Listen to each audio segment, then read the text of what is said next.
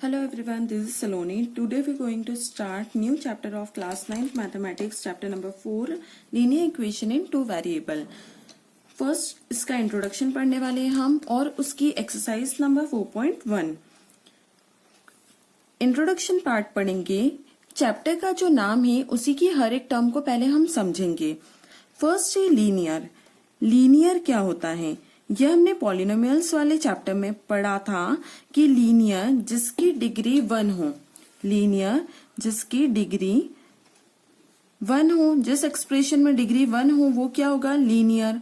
अब यहां पर हम एग्जांपल देखते हैं. जैसे कि मैं लिखती हूँ 2x + 1 7y + 3. यहां पर जो वेरिएबल्स है उनकी डिग्री क्या है? 1. तो ये क्या है?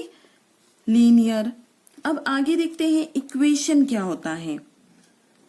इक्वेशन फर्स्ट मैंने यहां पर जैसे लीनियर के लिए लिखा 2x + 1. ये क्या है? एक्सप्रेशन. एक्सप्रेशन. लेकिन अगर इसी की इक्वल में कोई टर्म हो 2x + 1 = 2, जैसे ही LHS इक्वल RHS हो वैसे ही ये टर्म क्या बन गई? इक्वेशन.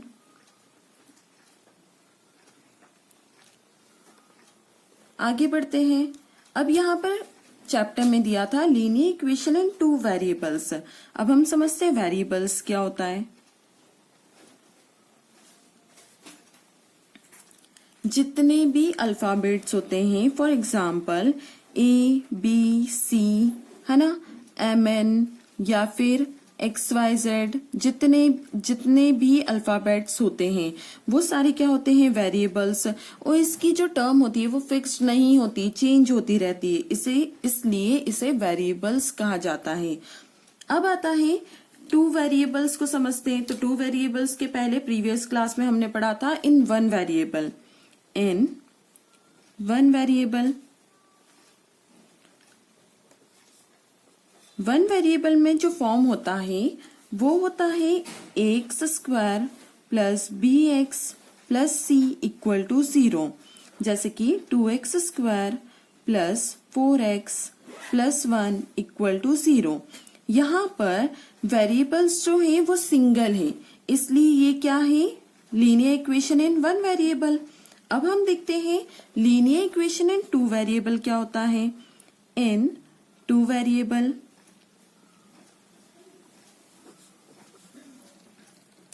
टू वेरिएबल का फॉर्मेशन होता है x + by + c = 0. For example 4x + 3y + 2 = 0. यहाँ पर दो वेरिएबल में कंडीशन चल रही है x और y. इसका मतलब क्या हो गया? Linear equation in two variable.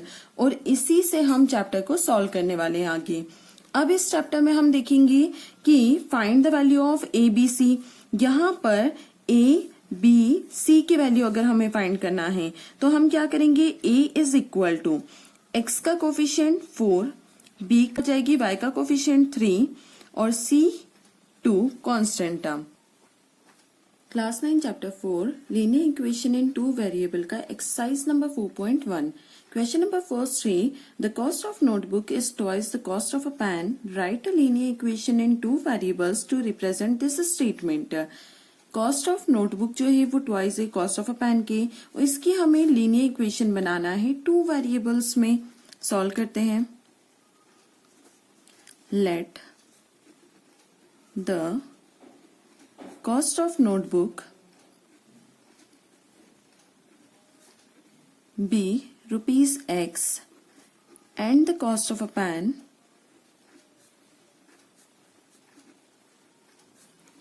be ₹Y. हमने कॉस्ट ऑफ नोटबुक को ₹X मान लिया और पेन की कॉस्ट को ₹Y मान लिया. अब क्वेश्चन के अकॉर्डिंग टू क्वेश्चन के अकॉर्डिंग उन्होंने बोला है कॉस्ट ऑफ नोटबुक जो है वो ट्वाइस है कॉस्ट ऑफ पेन के. कॉस्ट ऑफ नोटबुक हमने मानी है ₹X, तो X equal twice the cost of a pen 2 × Y. तो ये हो गया X = 2Y. अब इसे अरेंज कर देंगे -2Y = 0. आंसर हमने यहाँ पे क्वेश्चन में बोला था right a linear equation in two variable में हमारी इक्वेशन बन गई है।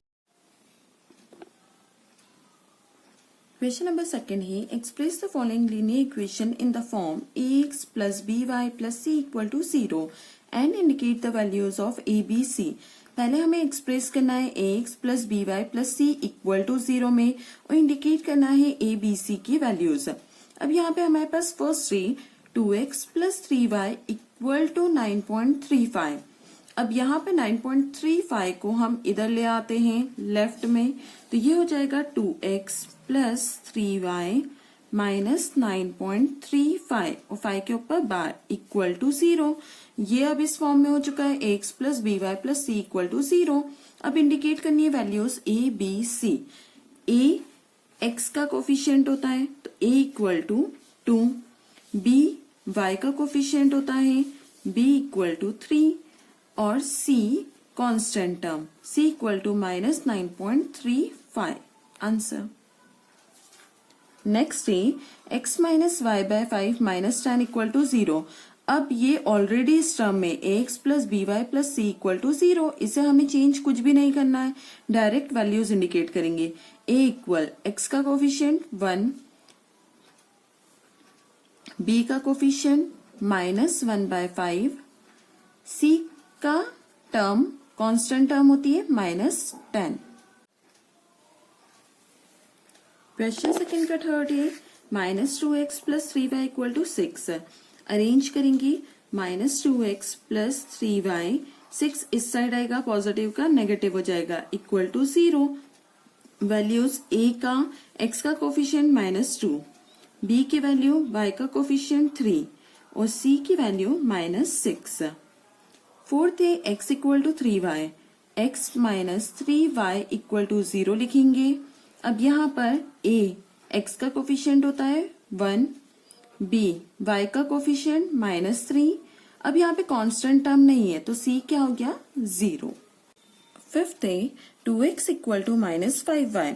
अरेंज करेंगे 2x, 5y इधर आएगा प्लस 5y इक्वल 0। अब टर्म्स लिखेंगे a है x का कोफिशिएंट 2, b इक्वल y का कोफिशिएंट 5, c की वैल्यू नहीं है तो इक्वल टू 0। 6 से 3x plus 2 equal to 0। Arrange है a इक्वल टू 3, b अब y की टर्म नहीं है, y ही नहीं है कोफिशिएंट क्या, तो y की वैल्यू क्या हो जाएगी 0 और कांस्टेंट टर्म c 2। 7th है y माइनस 2 इक्वल टू 0। तो यहाँ पर अरेंज है ये a x की टर्म नहीं है तो a 0 हो गया, b y की टर्म है तो y का कोफिशिएंट 1 और c constant term minus 2। Last 8 थे 5 इक्वल टू 2x, 5 को उधर ले जाते हैं तो ये हो जाएगा 2x minus 5 equal to 0।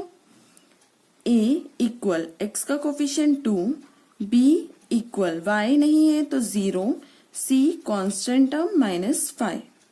Answer. I hope you like my video. If you like my video, do like, share and subscribe.